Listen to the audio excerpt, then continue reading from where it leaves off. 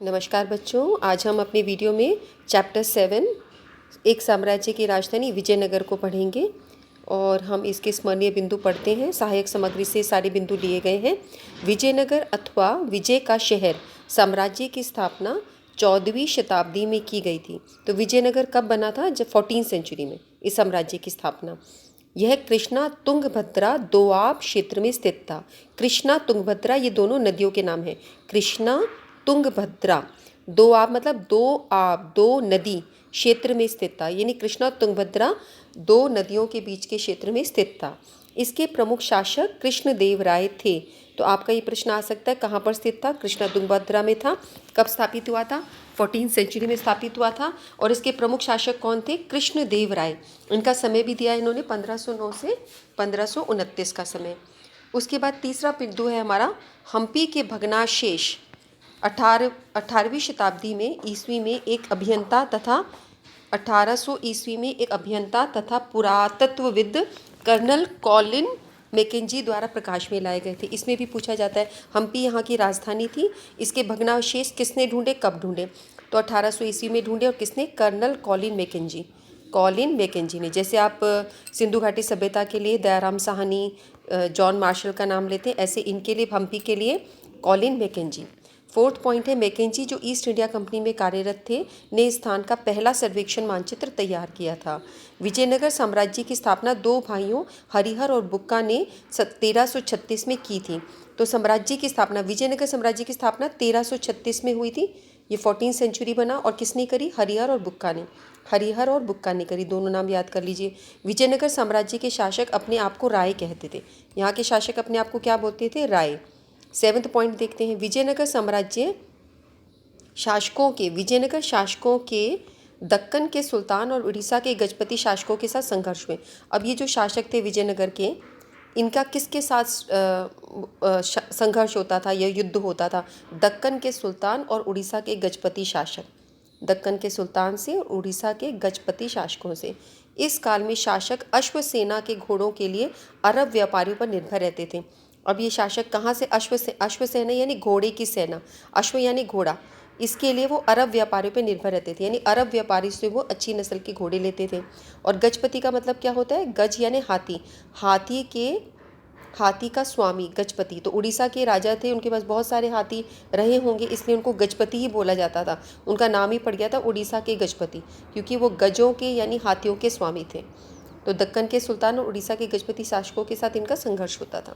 उसके बाद इनके विजयनगर मसालों, वस्त्रों तथा रत्नों के बाज़ारों के लिए प्रसिद्ध था। इनके मार्केट में मसाले, वस्त्र और रत्न के बाज़ार इसके लिए फेमस था।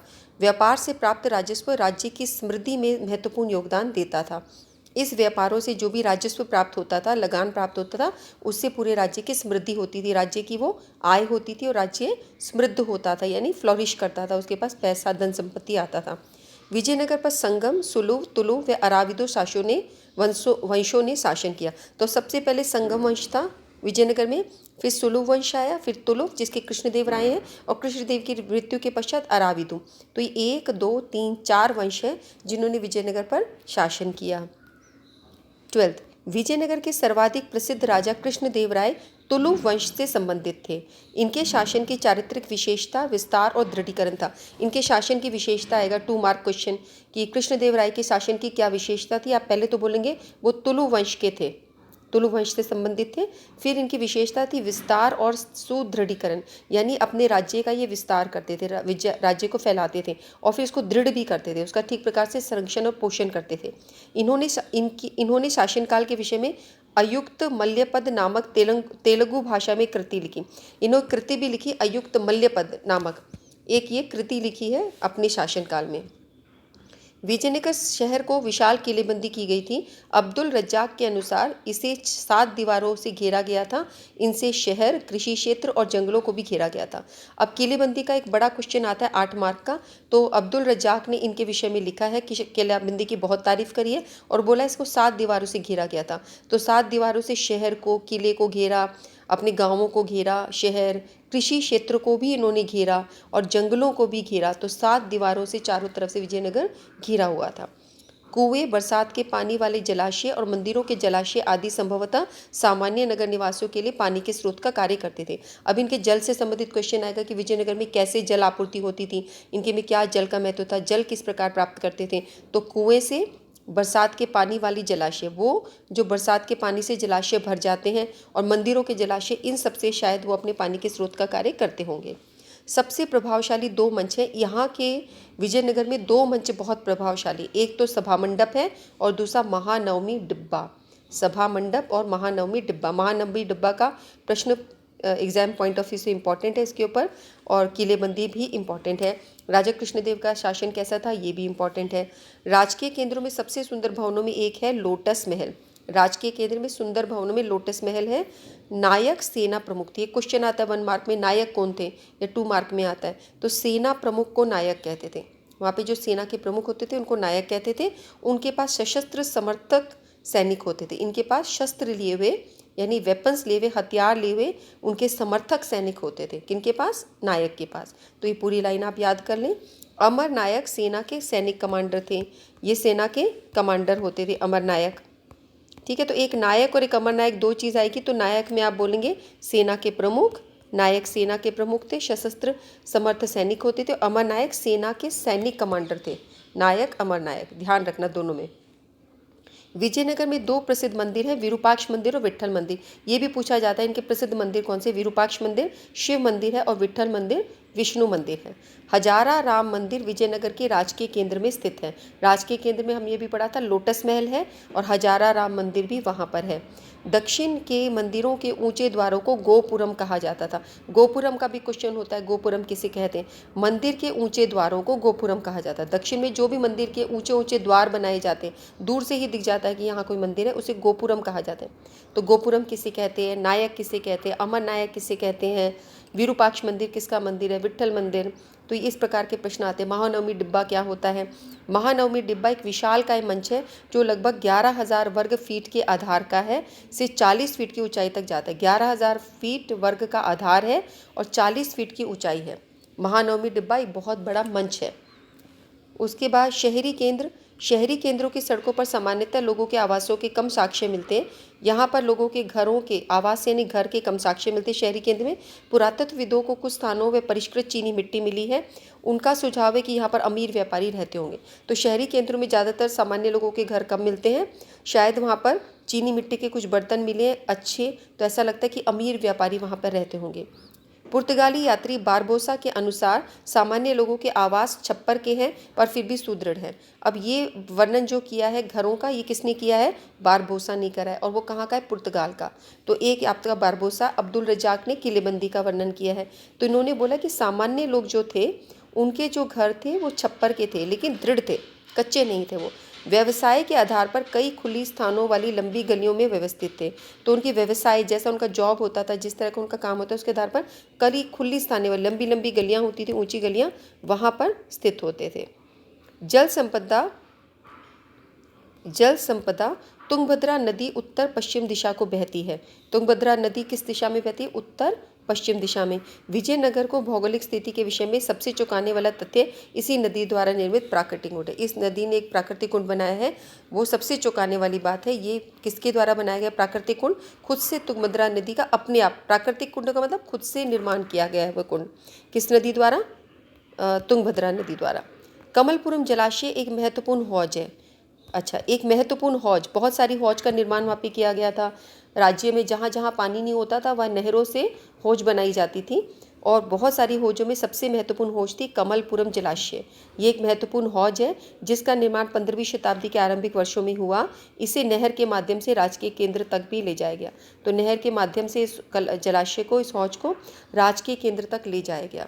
हीरिया नहर महत्वपूर्ण जल संपदाओं में से एक है जिसे भग्नावशेषों के बीच देखा जा सकता है। तो नहर कौन सी है, हीरिया नहर, इस नाम को याद कर लें। महत्वपूर्ण जल संपदाओं में से एक है। राक्षसी तांगड़ी या तालीकोटा भी बोला जाता है। तालीकोटा का युद्ध या राक्षसी तांगड़ी का युद्ध 1565 में विजयनगर की सेना प्रधानमंत्री मराय के नेतृत्व में राक्षसी तांगड़ी के युद्ध में उतरी, जहां उसे बीजापुर, गोलकुंडा और अहमदनगर की संयुक्त सेनाओं के साथ शिकस्त मिली। तो विजयनगर में कृष्णदेव राय की मृत्यु के पश्चात जो उनके उत्तराधिकारी थे, उनके नेतृत्व में और बीजापुर, गोलकुंडा और अहमदगढ़ की ये जो दक्षिण के ये जो थे दक्कन के सुल्तान, बीजापुर, गोलकुंडा, अहमदनगर, इन 3 की संयुक्त सेनाओं, तीनों राज्यों की सेनाओं से शिकस्त मिली, तो वहाँ उनको हार का सामना करना पड़ा। विजयनगर साम्राज्य में आने वाले 3 यात्री कौन से हैं? एक तो हम ये पढ़ेंगे कि अब्दुल रजाक आए थे उनमें, जो फारस देश के थे, जिन्होंने किलेबंदी के विषय में लिखा है। निकोलो कांति आए हैं जो इटली के थे, और डोमिंगो पेस आए हैं जो इटली के थे। अब आपके पास कुछ प्रश्न हैं कि विजयनगर के कमलपुरम जलाशय हौज का महत्व होता है। अभी हमने कमलपुरम जलाशय पर पढ़ा, ये इससे खेतों को सींचा जाता था। कमलपुरम जलाशय उसकी महत्वपूर्ण हौज है, इससे खेतों को सींचा जाता था और राजकीय केंद्र तक ले जाया गया था इसका जल। विजयनगर शहर की किलेबंदी की जानकारी दीजिए। तो इनकी किलेबंदी आप देखते हो 7 घेरों में की गई थी। खेती को घेरा गया था, नगर को घेरा गया था, शासकीय केंद्रों को घेरा गया था। गोपुरम और मंडप का अर्थ स्पष्ट कीजिए। अभी हमने बोला था गोपुरम बताना है आप लोगों को। गोपुरम क्या होता है? तो मंदिर के ऊंचे ऊंचे द्वारों को गोपुरम कहा जाता है। ये प्रवेश द्वार होते हैं मंदिर के। इसे दूर से ही पता चल जाता है कि मंदिर यहाँ पर है। इसमें शासक की ताकत भी पता चलती है। जितना अच्छा प्रवेश द्वार बताएंगे तो शासक की ताकत पता चलेगी, उस समय की तकनीक पता चलेगी। ठीक है। उसके बाद मंडप है। मंडप मंदिर के परिसर में रथ गलिया मंदिर के गोपुरम से सीधी रेखा में जाती है। इसके दोनों ओर स्तंभ वाले मंडप है जिन्हें व्यापारी दुकान लगाते थे। मंडप थे चारों तरफ में गलियारों में, जहाँ पे व्यापारी अपना दुकान लगाते थे। तो प्रवेश द्वार है, ये मंदिर परिसर में मंडप है जहाँ पे व्यापारी अपनी दुकान भी लगाते थे। विरूपाक्ष मंदिर शिव मंदिर है। विट्ठल मंदिर के बारे में, मंदिर के सभागार विट्ठल विष्णु के रूप हैं। ठीक है। और उसके बाद विजयनगर की स्थापना कब? ये जो विरूपाक्ष मंदिर, इसके बारे में आप ये बोल सकते हो कि ये मंदिर के ये स्थानीय मातृ देवी हैं, जिनका नाम था पंपा देवी। हम्पी जिनके नाम पे रखा गया, हम्पी, पंपा से शायद हम्पी बन गया होगा। तो विरूपाक्ष मंदिर ऐसे बोलते हैं पुरानी मान्यताओं के अनुसार कि उनकी स्थानीय मातृ देवी थी पंपा देवी। वो विरूपाक्ष, विरूपाक्ष कौन है? शिव के एक रूप है और जो राज्य के संरक्षक देवता है, राज्य के संरक्षण यानी राज्य की रक्षा करने वाली देवता, उनके साथ वो विवाह करना चाहती थी। उन्होंने तप किया था यहाँ पर। तो आज भी विरूपाक्ष मंदिर में हर वर्ष ये मेला बनाया जाता है और यहाँ पे बहुत सारी जैन मंदिर भी मिले हैं। ये विवाह विरूपाक्ष मंदिर में पंपा देवी ने जो तप किया शिव की प्राप्ति के लिए, जो उनके संरक्षक देवता हैं। और विट्ठल मंदिर है, मतलब विष्णु के एक रूप का मंदिर है। विजयनगर की स्थापना किसने करी? अभी हमने पढ़ा हरिहर और बुक्का ने करी। कब करी? 1336 में करी। कृष्णदेव राय के शासन की 2 विशेषताएं बताएं। उनका शासन विस्तार वाला था और सुदृढ़ीकरण वाला था। ये भी हमने पीछे पॉइंट्स में पढ़ा। राक्षी तांगड़ी का युद्ध हमने पढ़ा, कौन विजयी रहा? इसमें उनकी हार हुई। 8 अंक वाले कुछ क्वेश्चन हैं, इनको हम बाद में लेंगे। इसमें आप देख रहे हो अमर नायक प्रणाली पे क्वेश्चन है, मंदिर महलों पर, बाजारों पर है, किलेबंदी के ऊपर, क्षेत्र को क्यों रखा गया, कृषि क्षेत्र को क्यों रखा किलेबंदी में, इसके क्या फ़ायदे क्या नुकसान है, और बहमनी और विजयनगर में क्या संघर्ष के कारण थे, विजयनगर के पतन के क्या कारण थे। ये सारे उनके कुछ क्वेश्चंस हैं। ठीक है। अब हम आगे चलते हैं। अब हमारा प्रश्न है, हम 1 अंक वाले कुछ प्रश्न लेते हैं।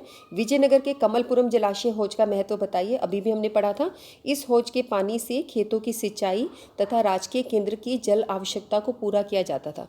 तो 2 पॉइंट होते थे, खेतों की सिंचाई होती थी इस हौज से, और राजकीय केंद्र राजा के जो केंद्र हैं उनके जल की आवश्यकताओं को पूरा करते थे। 2 पॉइंट्स हैं। गोपुरम और मंडप में कोई अंतर स्पष्ट कीजिए। गोपुरम क्या है? बहुत ऊंचे ऊंचे प्रवेश द्वार होते थे, जो दूर से ही मंदिर होने का एहसास, दूर से हमें दिख जाता है मंदिर है प्रवेश द्वार को देख के। और मंडप मंदिर क्या है? ये अंदर है, मंदिर के अंदर गलियारों में एक संरचना थी जहाँ पे व्यापारी अपनी दुकानें लगाते थे। तो ये बाहर होता था, ये अंदर होता था, एक अंतर। विजयनगर की स्थापना कब और किसके द्वारा की गई? अभी हमने पढ़ा था, विजयनगर की स्थापना 1336 में 2 भाइयों हरिहर और बुक्का के द्वारा की गई थी। चौथा प्रश्न, विजयनगर के शासकों ने कौन सी उपाधि धारण की? विजयनगर के उपासकों को राव करके बोला जाता था, राय ये अपने आप को कहते थे, और विजयनगर राय करके बोलते थे। और हिंदू सरतराना इनकी उपाधि थी, हिंदू सरतराना। अश्वपति और नरपति में अंतर बताइए। अश्वपति यानी अश्व यानी घोड़े, घोड़े के स्वामी को अश्वपति बोलेंगे, और जो नर यानी इंसान, नर यानी आदमी, लोगों के स्वामी को नरपति बोलेंगे। तो अश्वपति वो बोलते थे किसको? दक्कन के सुल्तानों को। उड़ीसा के राजाओं को बोलते थे गजपति, क्योंकि वहाँ पे गज यानी हाथी बहुत होते हैं। और अपने स्वामी को यानी कृष्णदेव राय को, अपने देश के जो राजा थे कहाँ के? विजयनगर के, उनको वो नरपति बोलते थे कि लोगों के स्वामी। उड़ीसा के राजा को अशुपति बोलते थे। विजयनगर की राजधानी का क्या नाम था? विजयनगर की राजधानी का नाम हम्पी था। इस किसके नाम पर इसका नाम रखा गया? इसका नाम स्थानीय मातृदेवी पंपा देवी के नाम पे रखा गया, जिसके बारे में अभी हमको बताया कि इन्होंने तप किया था शिव जी को पाने के लिए, उनसे विवाह करने के लिए तप किया था। और हर वर्ष आज तक विरूपाक्ष मंदिर में उनका मेला लगता है। राक्षसी तांगड़ी का युद्ध किसके बीच हुआ और इसमें कौन विजयी हुआ? राक्षसी तांगड़ी युद्ध 1565 में हुआ था। यह युद्ध विजयनगर की सेना का बीजापुर, अहमदनगर और गोलकुंडा के संयुक्त सेना के साथ हुए। तीनों सेनाएं इकट्ठे मिलकर विजयनगर के खिलाफ लड़ी थी और इसमें विजय किसकी हुई थी? इसमें इन सेनाओं की हुई थी और ये हार गए थे, विजयनगर का हार हुई थी। कृष्णदेव राय के शासन की विशेषताएं, अभी हमने ऊपर पढ़ा था कि विस्तार करते थे और सुदृढ़ीकरण था। तो इनके शासन की विशेषता थी एक तो विस्तार और सुदृढ़ीकरण। इस काल में तुंगभद्रा और कृष्णा नदियों के बीच के क्षेत्र हासिल किए गए, तो अपने राज्य को उन्होंने बढ़ाया। कृष्णा तुंगभद्रा नदियों के क्षेत्र को हासिल किया यानी विस्तार किया। उड़ीसा के शासकों का दमन किया और बीजापुर के सुल्तानों को पराजित किया। तो उन्होंने अपने को विस्तार भी किया, सुदृढ़ीकरण भी करा। उसके बाद आप इनके बारे में बता सकते हैं, इनके राय में हिंदू राजा थे, पर इनके राज्य में सभी प्रकार के धर्मों का सम्मान होता था। अब बहुत लोकप्रिय थे। इनके अरब के व्यापारियों से भी अच्छे संबंध थे और इनके समय में जो सेना भी सुदृढ़ थी और अपना राज्य भी बहुत सुख समृद्धि के तरह से था। तो बहुत ही स्वर्ण युग था उनके लिए जब कृष्णदेव राजा थे। उसके बाद कृष्णदेव राय कौन से वंश से संबंधित थे? तुलु वंश से। तो विजयनगर में पहले तो संगम वंश रहा है, फिर सुलुव रहा है, फिर तुलुव रहा है और फिर अराविदु कृष्णदेव राय की मृत्यु के पश्चात। तो ये खुद तुलु वंश के थे। यवन राज्य की स्थापना करने वाले विरुद्ध किसने और क्यों धारण किया? कोई एक कारण दीजिए। कृष्णदेव राय ने सल्तनतों में सत्ता के कई दावेदारों का समर्थन किया और यवन राज्य की स्थापना करने वाले के विरुद्ध धारण करके गौरव महसूस किया। इन्होंने अपने आप को यवन राजाओं के विरुद्ध अपने आप को धारण किया, गौरव महसूस किया। ठीक है, तो उसके बाद 1 अंक वाले क्वेश्चन है, विजयनगर के शासकों ने शक्ति सेना क्यों रखी? विजयनगर के शासकों ने शक्तिशाली सेना इसलिए रखी कि वे जनता पर कठोर नियंत्रण रख सके। ऐसा लगता है? नहीं। वे ज़्यादा से ज़्यादा लोगों को रोजगार दे सके? नहीं। दक्कन सुल्तानों के शासकों के आक्रमण से राज्य की रक्षा कर सके, इसलिए सेना रखी, क्योंकि दक्कन के सुल्तान वहाँ की उर्वर भूमि यानी उपजाऊ भूमि के लालच में उन पर बार बार उड़ीसा के गजपति और दक्कन के सुल्तान उन पर अटैक करते थे, संघर्ष रहते थे। तो उनसे रक्षा करने के लिए उन्होंने अपनी शक्तिशाली सेना रखी। तो सी पार्ट सही होगा। अगले पे चलिए। विजयनगर और दक्कन के सुल्तानों के बीच संघर्ष के क्या कारण थे? विजयनगर और दक्कन के बीच अभी मैंने बोला कि उपजाऊ भूमि थी। तो अब देखते क्या क्या ऑप्शंस हैं। आपका क्वेश्चन ये है, इनके संघर्ष के कारण क्या थे? राजनीतिक और आर्थिक कारण थे, राजनीतिक, सामाजिक और आर्थिक कारण थे, सांस्कृतिक और आर्थिक कारण थे। राजनीतिक, सांस्कृतिक और आर्थिक कारण सारे कारण थे। राजनीतिक भी थे कि वो जीतना चाहते थे उस भूमि को। सांस्कृतिक, वहाँ पे अपना सांस्कृतिक तो रीज़न रहता है, उस पर अपना कंट्रोल करना। आर्थिक कारण की भूमि उपजाऊ थी, उसको ले लेंगे तो उनका फ़ायदा रहेगा। तो ये तीनों ही कारण थे जिसकी वजह से उनके बीच में संघर्ष रहते थे। अमर नायक निम्न में से कौन सा कार्य नहीं करते थे? अमर नायक हमने पढ़ा जो सेना के कमांडर हैं, और नायक वो हैं जो सेना के प्रमुख हैं, जो सशस्त्र समर्थक सैनिक होते थे। हम अमर नायक की बात करें जो सेना के कमांडर थे, ये कौन सा कार्य नहीं करते थे? वे किसान, शिल्पकर्मी और व्यापारियों से कर वसूला करते थे। हाँ, ये बिल्कुल ठीक है, वो कर वसूल करते थे। वे साम्राज्य की व्यापार संबंधी नीतियाँ बनाने में सक्रिय भूमिका निभाते थे, कि वो व्यापार की नीतियाँ बनाते थे। तो ये गलत है, वो व्यापार की नीतियाँ नहीं बनाते थे। वे शासकों को एक प्रभावी सैनिक शक्ति प्रदान करते थे। सही है, जब भी राजा को कभी सैनिक शक्ति की आवश्यकता होती तो अमर नायक उनको अपनी शक्ति देते थे। वे अपने क्षेत्र में मंदिरों, सिंचाई के साधनों की रखरखाव के लिए खर्च करते थे। ये बिल्कुल ठीक है, वहाँ के मंदिर और सिंचाई के साधनों में देखते थे। तो ये जो ख वाला काम है कि व्यापार संबंधी नीतियाँ बनाते थे, ये गलत है। अमर नायक ये काम नहीं करते थे। उत्तर आएगा ख। कृष्णदेव राय द्वारा लिखित कृति क्या थी? अभी हमने पढ़ा था उमुक्त मल्यद, ये उन्होंने तेलुगु भाषा में लिखी थी। तो नलरी व्याधि प्रबंधम हमने पढ़ा था कि ये क्या था, जिसमें पंचम वेद को बोला जाता है, तमिल भाषा में लिखा हुआ, जहाँ पे पंचम वेद के बराबर उनकी करी गई है, जो उन्होंने नयनार संतों ने लिखी है। और तवरम, तो इसका उत्तर क्या आएगा हमारा? गुरु ग्रंथ साहिब तो आपको पता ही है, सिखों द्वारा लिखा गया है, सिखों का धार्मिक ग्रंथ है। तो का उत्तर आएगा अमुक्त मल्यद। अगला प्रश्न है कि विजयनगर साम्राज्य का किन किन वंशों का शासन रहा? तो अब हमने पढ़ा है, पहले संगम रहा, फिर सुलुव रहा, फिर तुलुव रहा और फिर अराविदु रहा। तो कितने हो गए ये टोटल? हाँ, 4 हो गए ना। तो इसका उत्तर आ गया घ। 2, 5, 4, 3। तो संगम 1, सुलभ 2, तुलुभ 3 और 4 अराविदु, तो 4 रहे। कृष्णदेवराय का शासनकाल कौन सा है, अब आप इसको देख लीजिए कि कृष्णदेवराय का शासनकाल है 1509 से 1529 के बीच का। इसको याद कर लीजिए कि 1509 से 1529 के बीच उनका शासनकाल था। विजयनगर के शासकों ने कृषि को प्रोत्साहित किया। कैसे? बांध बना के, हौज और नहरों का विकास करके, कृषि क्षेत्रों पर कर घटाकर। किस प्रकार से उन्होंने कृषि को प्रोत्साहित किया? कर घटाकर नहीं किया, बाजार के द्वारा नहीं किया, इन्होंने बांध बनाई, हौज बनाई और नहरों का विकास किया, जिसकी वजह से कृषि प्रोत्साहित हुई। शुष्क क्षेत्रों में भी पानी पहुंचा, सूखी जगह पर पानी पहुंचा, बांध से, हौज से और नहरों से। हौज में आपने कमलपुरम जलाशय पढ़ा, हीरिया बांध आपने पढ़ा, हीरिया नहर आपने पढ़ा, ठीक है। और कृषि उपज के विक्रय हेतु बाजार के प्रबंधन, सेना के लिए खाद्य सामग्री, इन सब में क उत्तर सही बनता है। अच्छा, कृष्णदेव राय के संबंध में कौन सा कथन असत्य है? बाकी सब चीज़ सही है, एक कथन असत्य होगा। कौन सा?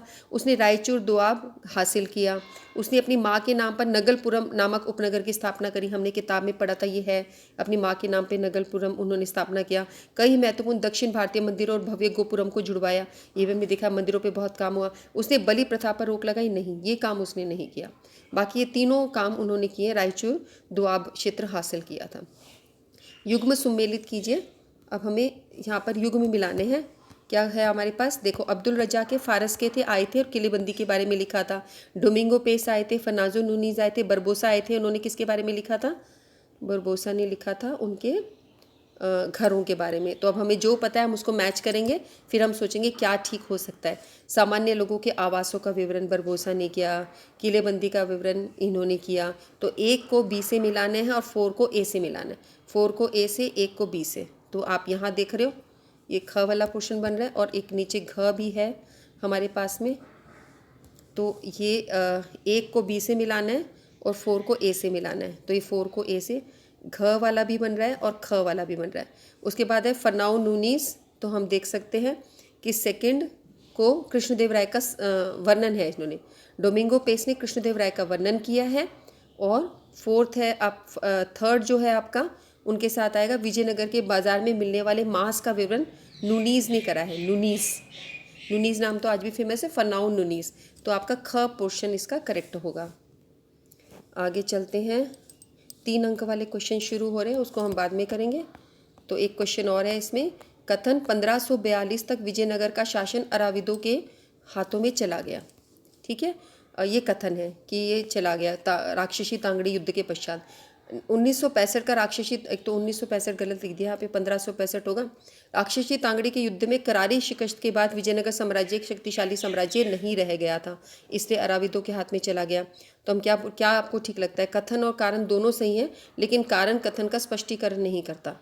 अराविदों के हाथ में इसलिए चला गया कि वो शक्तिशाली साम्राज्य नहीं रह गया था हार के पश्चात, तो इसका स्पष्टीकरण नहीं करता। उसके बाद में उन्होंने अराविदों के वंश के हाथन में वो चला गया। एक ये टाइमिंग यहाँ पे सही नहीं है, तो घ पोर्शन इसका सही होगा। इसके बाद जो प्रश्न नंबर 3 है, ये 3 अंक वाले, इसको हम फिर बाद में लेते हैं। ठीक है, इन क्वेश्चंस को आप करिए 2-3 बार, बच्चों वीडियो को सुनिए, और फिर हम फिर मिलते हैं नेक्स्ट वीडियो में। Till then take care, bye bye.